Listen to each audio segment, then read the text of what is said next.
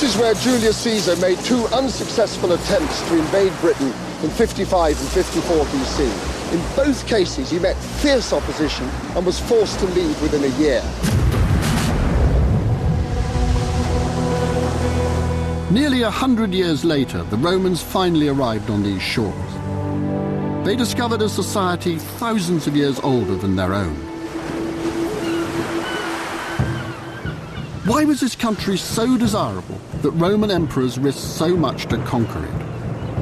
Who were these people, so fiercely independent that they had held up the Roman army for 100 years? What was Britain BC?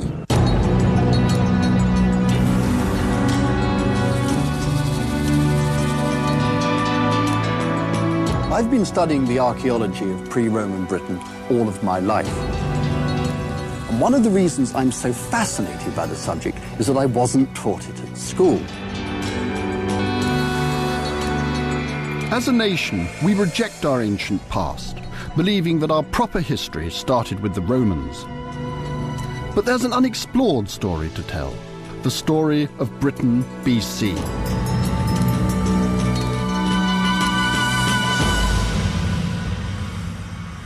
Well, it's always said that the Romans did an enormous amount for Britain. But did they? I mean, they gave us roads. Did they?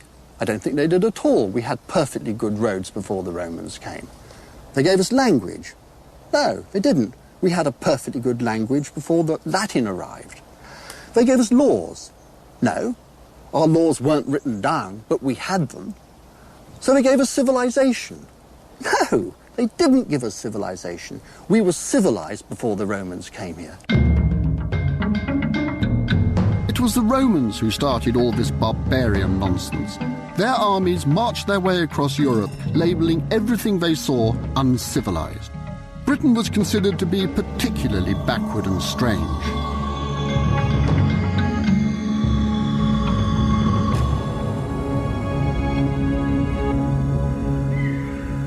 To find out more about this, I went to see my old friend and sparring partner, Guy de la Bédéère, a Roman supporter if ever I saw one. Guy, I find it hard to believe that the sea actually came up there. If you'd been able to stand here and look that way, Francis, on a clear day, you could have seen France and the Roman soldiers in their ships coming across in the year 43. If you'd been stupid enough to stand here waiting for them. The real problem is this the only place they landed? Yeah. Did they really land here on the first day, or did they land in several places at once? And the best clue we've got are the remains of a triumphal arch. Now, that's the sort of thing the Romans would have put up to commemorate a really important event. The symbolic gateway to Roman Britain. Why were the Romans interested in Britain? Flores talks about Britain being such a useless, ruddy, remote location. How wonderful the Roman Empire was to come here. We're absolutely on the edge of the known world. There's a huge box office sales potential in coming here and bragging about having been here. They always used to brag quite a lot, didn't they, the Romans? Well, I think they had a lot to be proud of. You do? Oh. Well, I don't know. I'd see that as a rather sad symbol myself. I think the ordinary man in the street, presented with the sort of stability and security and financial system the Romans offered, if we think about the American system today, we might not like it, but actually most people, given push and shove, will accept that more than they will having instability and insecurity. And I think that means for ordinary people, it's very easy to see why they might have sat there whinging about the good old days and how they'd love to be back where they were before, while at the same time swigging Roman wine from a Roman cup in a nice Roman building with a nice Roman roof with a nice Roman central heating system. Having lost their independence. Well, having lost their self-esteem. What the Romans wiped out was a 10,000-year-old island culture, quite unlike any other in the ancient world. And for centuries, the reality of ancient Britain has remained veiled in mystery and confusion.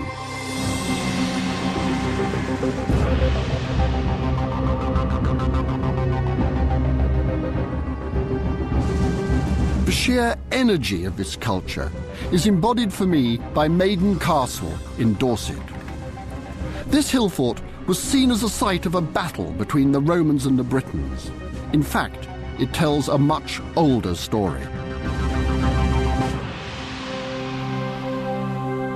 Maiden Castle has to be the most massive and spectacular pre-Roman site in Britain.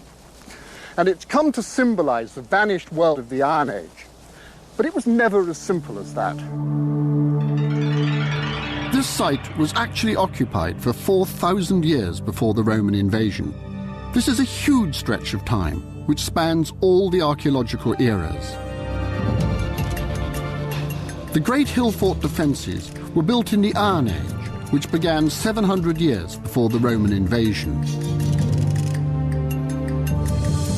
In the Bronze Age, which goes back to around 2,500 years BC, to when the pyramids of Egypt were built, people were living here, burying their dead in round barrows.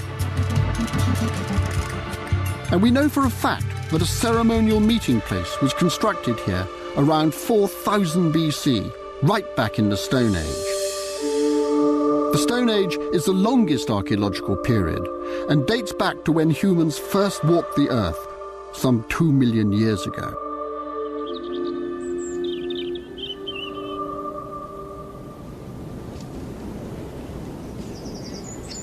When I became an archaeologist, I wasn't interested in excavating the ancient sites of Egypt, Greece or Rome.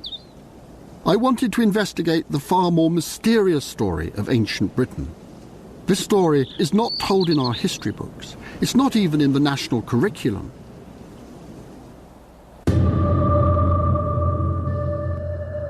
Take the British Museum, this vast, imposing building. Still only has a tiny part of its floor space devoted to ancient Britain.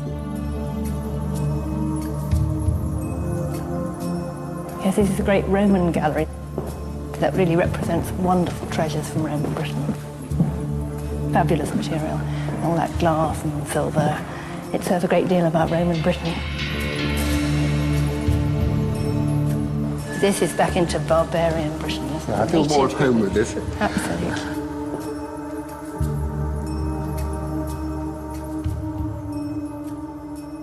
Caroline, for me, this has to be one of the glories of the British Museum. It's an absolutely stunning object.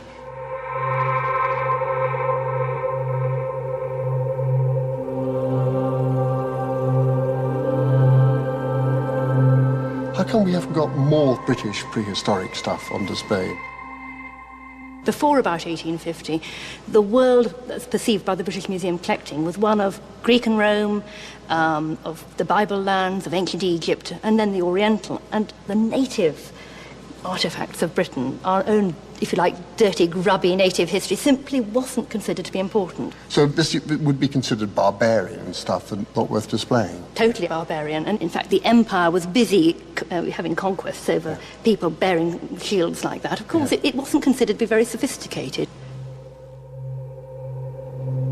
For most people, the idea of ancient Britain conjures up visions of romantic, misty landscapes, strange myths and legends. A Braveheart meets Lord of the Rings type of thing. And most of us have been led to believe that this land was once populated by a red-haired group of rather artistic warriors known as the Celts. These ideas are now proven to be fantasy. What we think of as a Celtic past is largely an invention, and it's largely a fiction.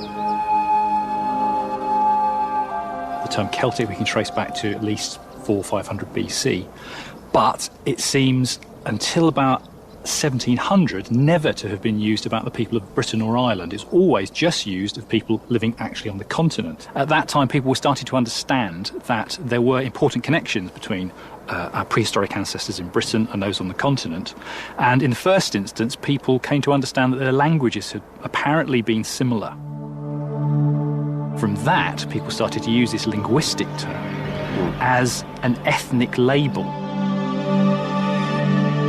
I can remember when I was at college, we learned that the Celts spread from Central Europe. I think what we do see is the movement of, or the expansion from Central Europe of certain cultural traits, particularly in the physical things people were using, so-called Celtic art, as we call it today. From the first, the weapons of the Celts, especially their swords, were good enough to make them a strong fighting power. you could see so-called Celtic sword as being rather the equivalent of a BMW car today. Yeah. And the fact that lots of people in Britain drive around in BMW cars does not mean we've been invaded from Germany. But that's just the mistake that some archaeologists have made about British prehistory. We seem to be in some strange form of denial about our ancient past, where everything good has to come from across the Channel. A little less than 4,000 years ago, the country was invaded by many warlike bands. These invaders already used metal, and their coming encouraged the growth of the bronze industry in this country. This is now known to be false, even with Stonehenge. People used to believe that Stonehenge was introduced to Britain from either ancient Egypt or Crete. These notions have been radically overturned. New developments in archaeology are beginning to discover the real story of ancient Britain.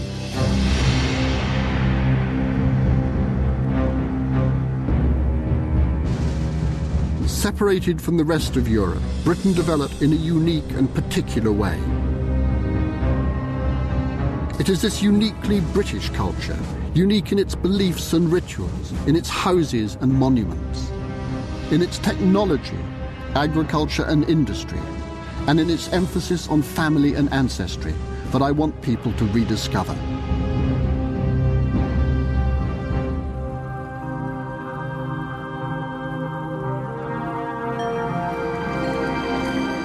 So let's go back in time and uncover the ancient culture we didn't know we had.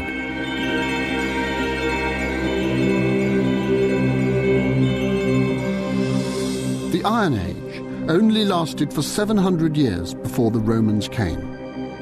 At this time, Britain was a country with a rapidly growing population. Communities came together to build defensive hill forts like Maiden Castle, and to create some of the most beautiful works of art in the ancient world. The British Bronze Age goes back another 2,000 years. The invention of bronze had kick-started an industrial revolution on a massive scale. Bronze tools made it easier for Britons to construct complex wood and stone structures, many built as strange religious monuments.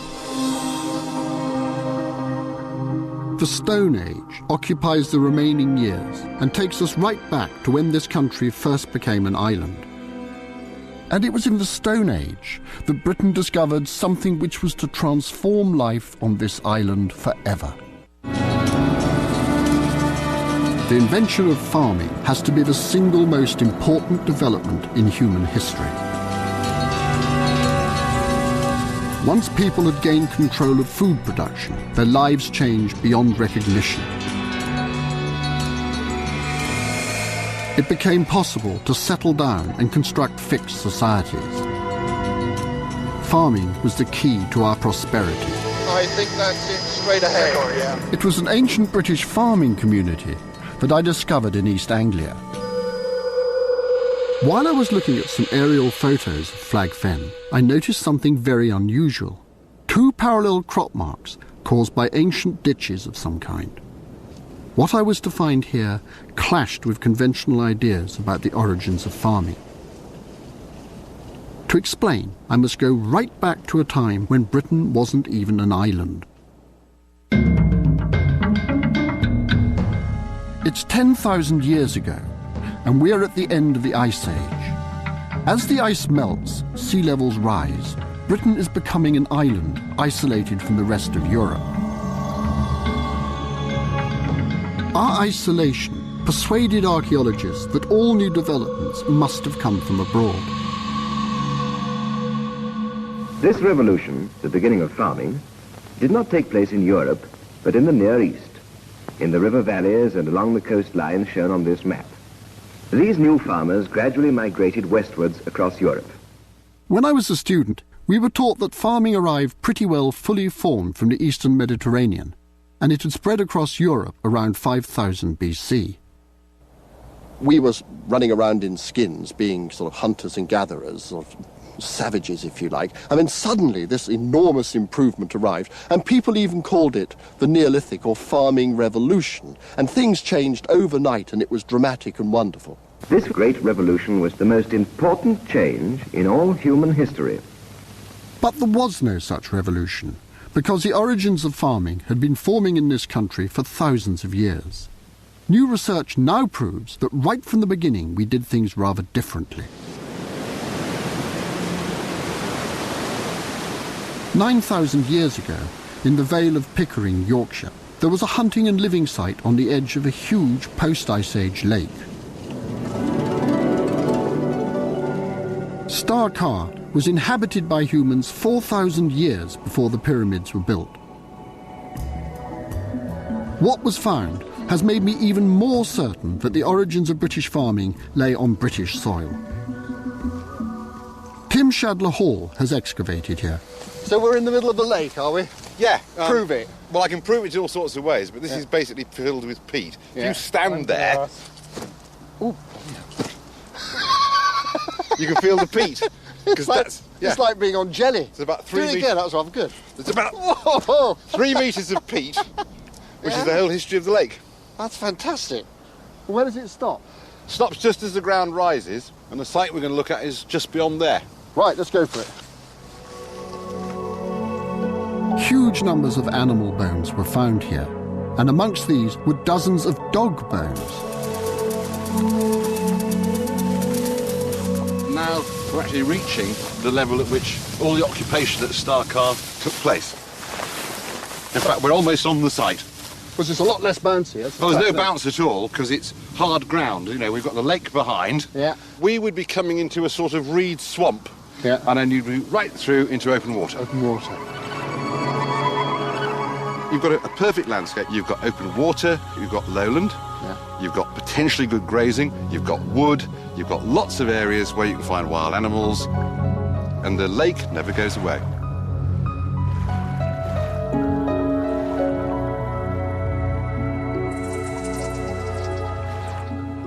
They're burning the lake edges in order to encourage animals. So burning off reed. Burning off reed, get young shoots, it's perfect for food, it's good for hunting. I'm very intrigued about the 3 dogs. Because we've got more dogs now, I think, than anywhere else. They're all dated to about 7,000 BC. They're obviously used for hunting, all of which have been identified as being domesticated dogs rather than European wolves. Archaeologists have always believed that these dogs were only used for hunting, to chase and retrieve prey. But I believe they were doing quite a lot more than that. It actually sounds like you're talking about an extremely sophisticated society. I rather think of them as people adopting the principle of least effort. They're intelligent like us, they do no more than they need to, they have a larder around them, and they're going to just go for it. Their population levels are low enough for them to have a very pleasant life, to exploit the environment, and effectively, in my view, farm it.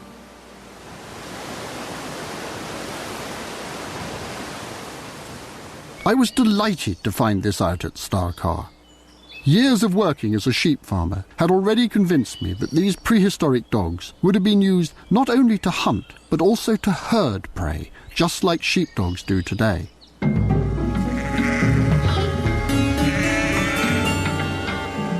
I got into sheep farming mainly because I got fed up reading accounts of prehistoric farmers written by archaeologists who couldn't tell one end of a sheep from another.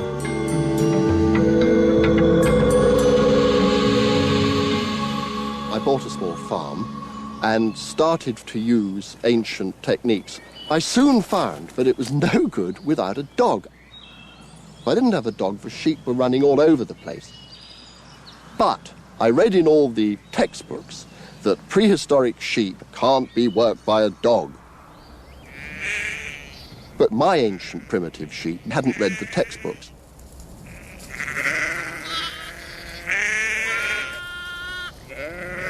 I found that primitive sheep can be worked by a dog.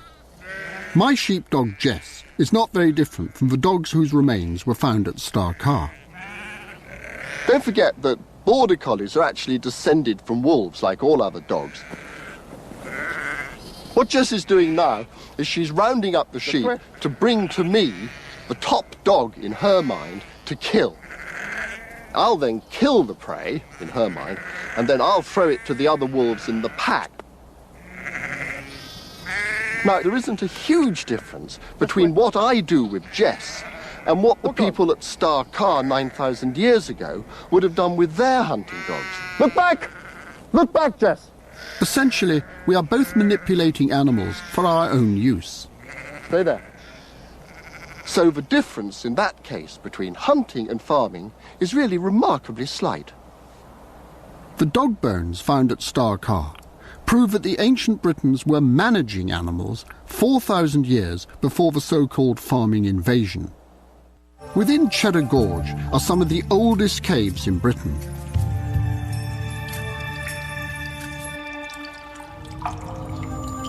It was here that scientists found something which was to shake the archaeological world.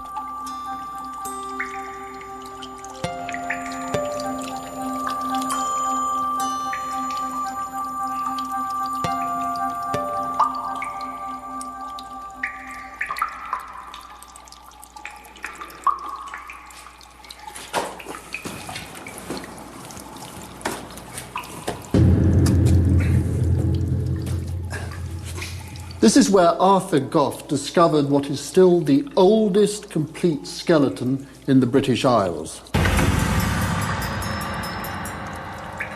He found it in 1903, and then in the 1980s, the bones were radiocarbon dated and were shown to be a staggering 9,000 years old. That's a few centuries after the Ice Age. But the really exciting thing happened in 1997 when these bones, which became known as Cheddar Man, were analysed for mitochondrial DNA by Oxford University.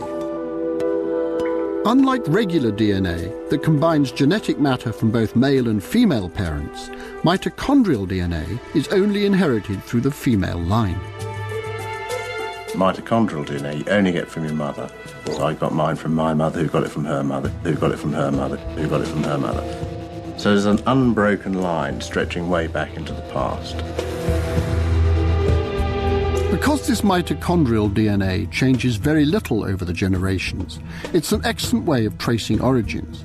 Sykes has used it to track the origins of the main populations of Europe. Mitochondrial DNA were once bacteria that were free-living and then millions of years ago got into cells and then allowed cells to use oxygen, and they're still there. So they have a separate kind of history from the nuclear chromosomes, and it's that which gives us this really good way of tracking back through the maternal line.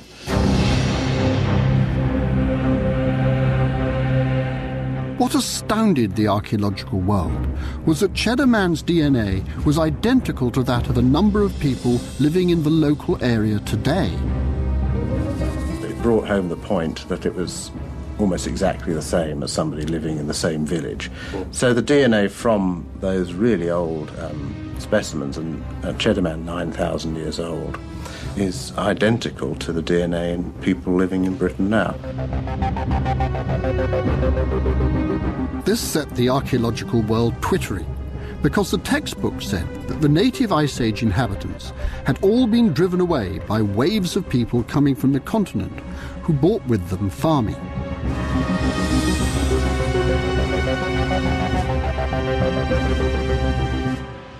If the hunter-gatherers had been swept away by the incoming farmers, then you would expect the DNA from pre-farming skeletons to be very different to the present day. Well, we showed farmers hadn't replaced the population that was there previously. We're carrying, if you like, the history of our species around with us. When we realise we've got real stuff that they carry around in their own bodies with us today, I think that's an insight which I hadn't contemplated or expected. If Sykes was right, then the Ice Age people survived, and their culture survived as well. And it's that which fascinates me. Crops, livestock and ideas were introduced to this country from the Near East. But this wasn't a violent invasion. The people of Britain had been managing animals in their own particular way for thousands of years. It was the remains of their unique farming system which had appeared in those aerial photos of Flag Fen. These dark marks are the remains of an ancient landscape. Now, if you were driving along this road here and you looked out of your car window, you wouldn't see a thing because the ground would be completely flat. What you see from the air are the roots of the crops going down and tapping into the water below the ground. The plants grow more vigorously over the ancient ditches and show up as darker lines from the air. One of the most interesting is a pair of ditches over here. Now, those ditches, you now realise, went on either side of a droveway, which is a highly sophisticated form of trackway for moving large numbers of animals from one part of the farm to the other. This is essential for farming. Today, we rely on barbed wire and electric fences. But the ancient British farmers had designed something that did the work of all of this equipment.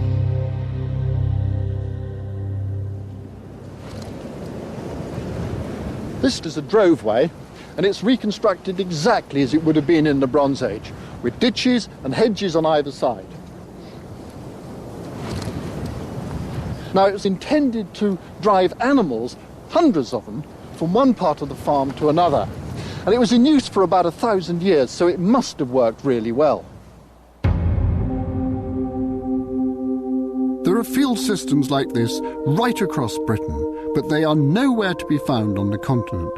It was a truly British invention.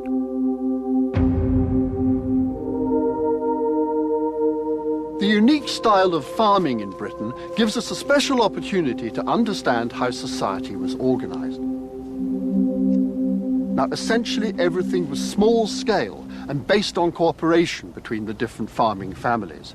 It was in nobody's interest to have large-scale confrontation.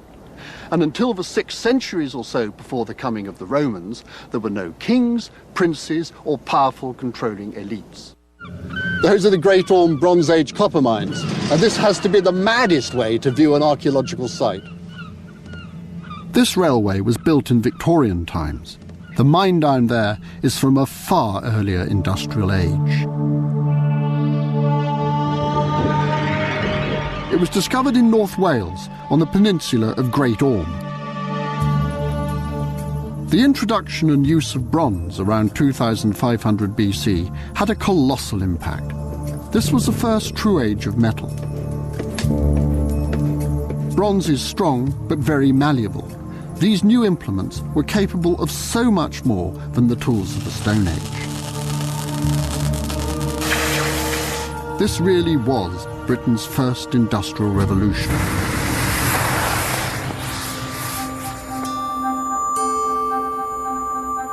People always thought that these huge mines were Roman. In actual fact, work began on this great open shaft nearly 4,000 years ago. It's mind-boggling to conceive of how these ancient Britons set about such a vast and complex task. So, Sian, what exactly is it that you get out of the ground to get copper? It's malachite, copper carbonate, and that's what they find, and they eventually have to smelt it in to make the pure copper. There are about 6 stages that take it from the solid rock that you see here to finally create the finished product. I've read they use bone tools as well. This is a limb bone from a cow. It's one of the 30,000 found throughout the whole mine. You can see it's nicely shaped on the side, used to chisel out the malachite. And it's absorbed the lovely colour as well. And basically, the greener they are, the older they are. This one itself is probably about 3,500 years old. Obviously, lots of the rock is so hard that you have to use stone hammers, like the one here, to actually break it up. This would be a beach stone, and it's granite, and you can see very rough on the edges there, which actually has been used to chisel out the malachite.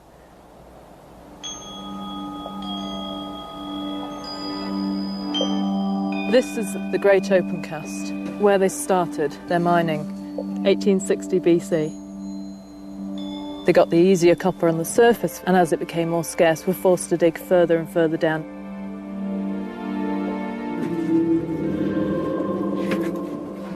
And finally, they cut into the side of the cliff, making the tunnels. It's quite awe-inspiring for the first archaeologists breaking into these new tunnels. And you think the last people to be here was 3,500 years ago.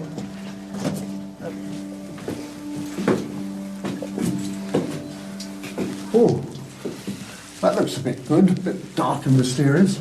That area there, you can see those very straight white markings. Oh, those there? Yes. Those are the type of thing that is actually shows as evidence that bone tools were actually used in areas like this. Could have been made yesterday, couldn't it? 3,500 years ago. Oh. The method of digging and mining that they used means that they just took out the malachite, and therefore these tunnels are very irregular in size. Aren't they?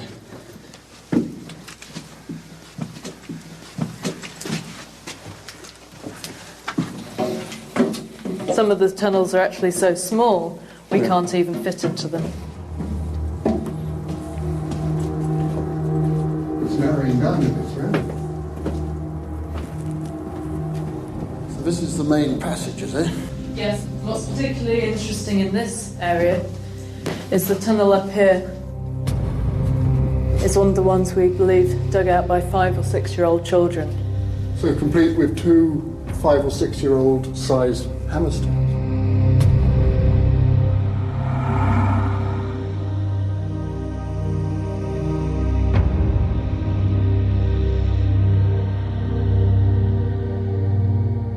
Well, they seem to have mined it out, didn't they? Yes, they did their job well. But you can see small pieces, like the malachite up on there, which give you an idea of how good the quality must have been if they left something like that. It almost looks like a sort of jewelled moss, doesn't it? Mixed in with the calcite crystals, those are the no value for Bronze Age miners.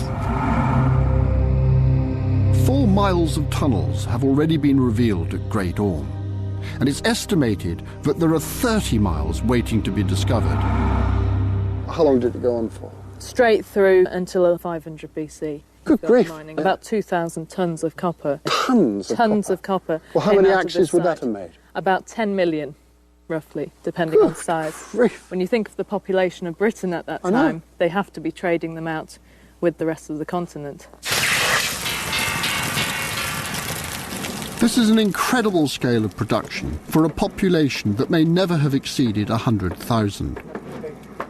Copper has to be mixed with tin to make bronze, but the nearest tin mines are hundreds of miles away in Cornwall. Transporting metal over such distances requires a well-organised transport system today. So how on earth did they do it 4,000 years ago?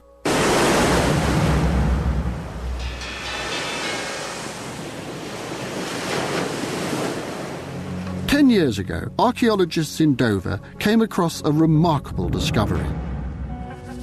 They found a huge wooden boat which was built nearly 2,000 years before Christ was born. This suggests that thousands of years ago, Britain had an advanced transport system. This road was being rebuilt to join the port of Dover with the Channel Tunnel. So it was during the course of works associated with the first land link with Europe, we found the first evidence of the sea link with Europe.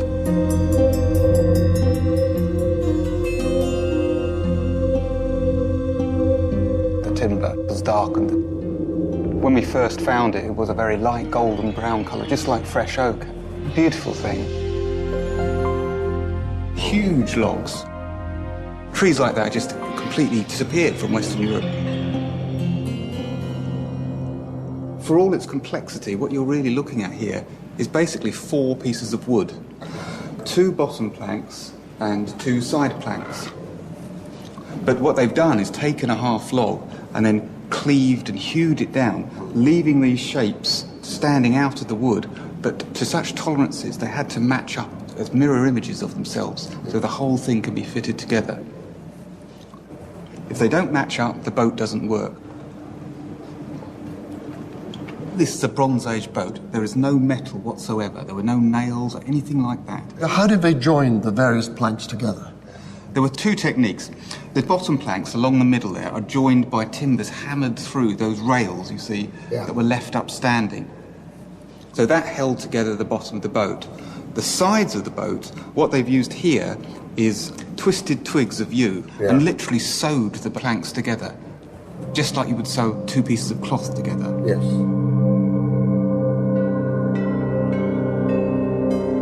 Could it go to sea? The analysis of the hull suggests that this could travel in winds of force 4 or 5. My instinct tells me it's more likely they'll be going along the coast. About this period, flint tools disappear from the archaeological record. They imported enough bronze into this area that meant that they didn't have to use flint, which was lying all over the fields and all over the beaches. They had so much bronze they didn't need to use it, and that's a huge amount of bronze that had to be brought in. And I think it was boats like this that brought it.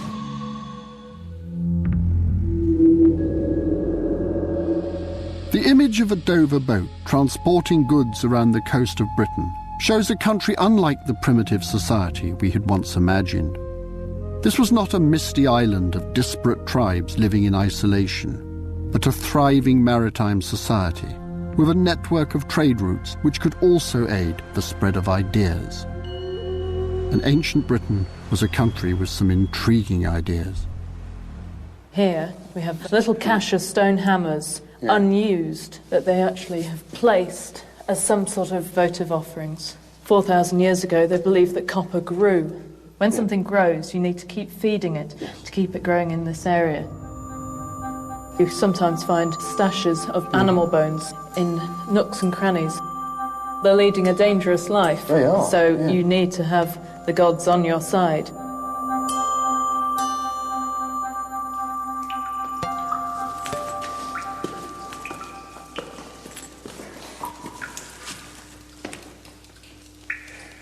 This has to be the largest man-made underground space anywhere in prehistoric Europe. This was mining on a vast scale. Was this a Bronze Age gold rush? No, there was something else which gave these people the confidence to drive great shafts into the underworld. Many of the tools and implements made here were made as offerings.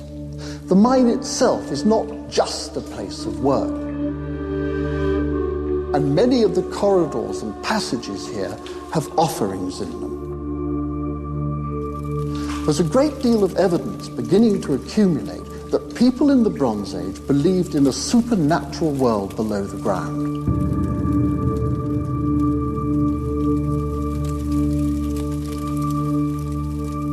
To the people who sailed the Dover boat, this was more than just a timber vessel. It had a higher, more mystical power. At some point during its life, something very strange was done to it. Deliberately abandoned, deliberately dismantled, but dismantled in such a way that isn't easy to understand. Very specific actions took place with the boat that defy a logical explanation.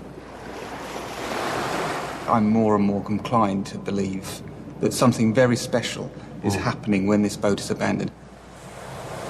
I wonder if the place itself was somehow special, because this was abandoned in this very dramatic place on the boundaries between sea and land.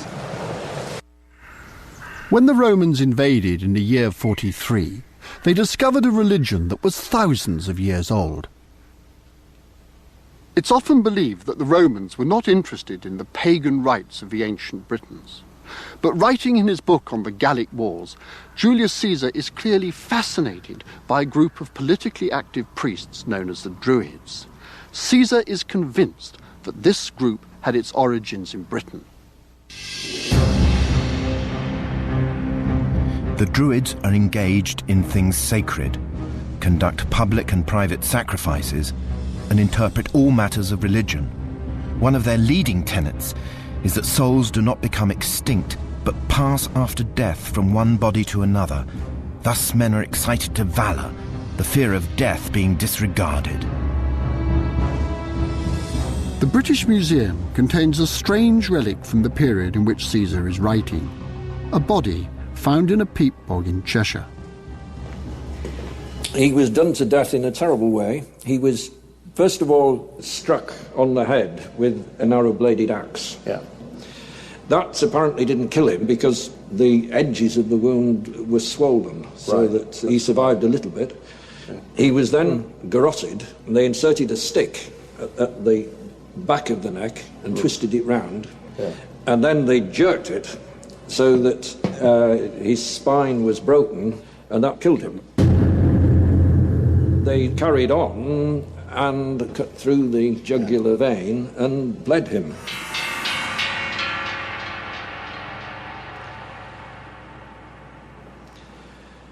Also, apart from an armband, which is made of fox fur, he is completely naked. The elaborate killing of a naked man, I think it's got to be ritual. One thinks of the Druids. I mean, do you think we're looking at this sort of thing? The Druids, of course, are associated with human sacrifice. The other link with the Druids is that in the stomach there were also some mistletoe pollen. Well, now, mistletoe means Druids. The Druids were something that Roman historians and commentators have been flagging up for decades and decades. They were the arch enemy, the Taliban of the ancient world. They're an elite priesthood. They control law and order. And it's they who lie behind the tribal resistance to the Roman invasion. The Romans took measures to destroy Druidism, ostensibly because they disapproved of the Druids' involvement in human sacrifice. But the Romans were being rather hypocritical. The Romans themselves slaughtered people for fun in the arena. So I don't think really it was on moral grounds they were suppressing Druids. I think the real reason was political. The Druids were an alternative political structure. After the conquest, British resistance was pushed further and further west, high into the mountains of Wales. By AD 60, the Druids had retreated across the Menai Straits over there to Anglesey. Now, the Romans had good reason to fear the Druids, who could inspire fanatical loyalty in their followers. There's a standoff at the Menai Straits. The Romans come face to face with the Druid forces across the water. The Roman author Tacitus described the scene. On the opposite shore stood the Britons, close embodied and prepared for action. Women were seen running through the ranks in wild disorder, their apparel funereal, their hair loose to the wind. In their hands flaming torches, and their whole appearance the frantic rage of the Furies. It is the embodiment of terror. The Romans stand frozen, looking across the Menai Straits, absolutely petrified. And Gaius Suetonius Paulinus, the Roman governor, galvanizes them because he knows that if he can get them to invade Anglesey and beat them, he will be a hero. Yeah. And this is going to be one of the most brilliant events because Britain will be secured. This Druid resistance, this Druid influence, which has spread not only just across Britain, but well into Gaul, will be ended once and forever. The shouts of their general gave the troops renewed vigour. They rushed onto the attack with impetuous fury. The island fell. The religious groves, dedicated to superstition and barbarous rites, were levelled to the ground. The Britons perished in their own flames.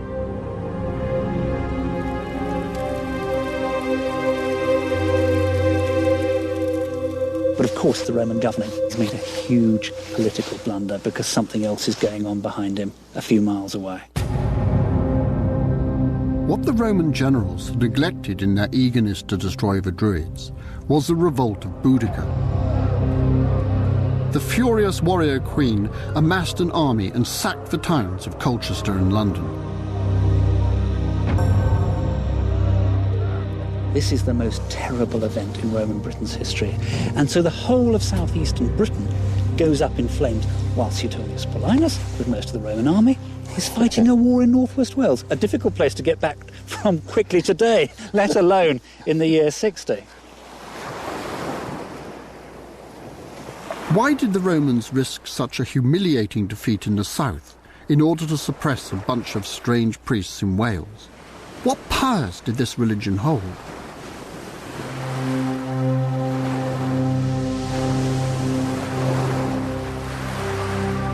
This is Seahenge, the remains of a circle of 55 wooden posts surrounding the trunk of an enormous oak tree cut down over 4,000 years ago.